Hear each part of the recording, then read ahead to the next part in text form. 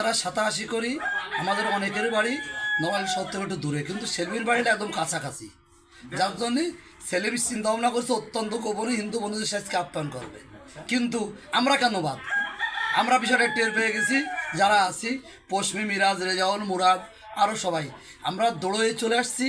ওরা খাচ্ছিল সেই সময় টেবিলে হানা দিয়ে, যত খাবার আছে আমরা সব ভাগযোগ করে খেয়ে বলেছি আমরা কেন বাদ যাবো। হ্যাঁ বল, আমরা বাদ না দিবেন, আমরা কোনো বাদ বলো দিন। ওকে, গাড়ি দাও।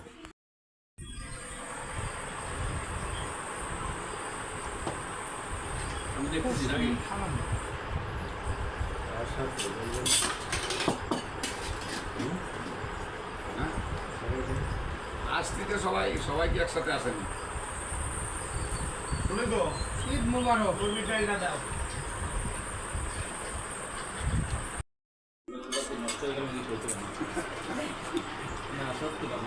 এখন মানে কিছু একটু অতিরিক্ত খাইলেই অমনি লক্ষণদার ওই ঘরে বসতে পারবি। গা কা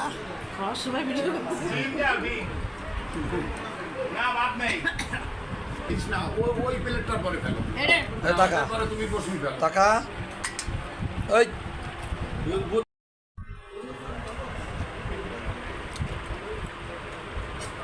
ছেলের বাড়ি খাচ্ছি,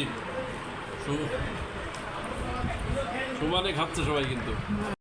খাওয়া দাওয়া বেশি হয়ে গেছে, যার জন্য এই যেসব চিৎ খাইতে পড়ে আছে বেজাবর খেয়ে, ঠিক আছে, উল্টো পাল্টা খেয়ে তারপর খাতে খাতে অজ্ঞান হয়ে গেছে।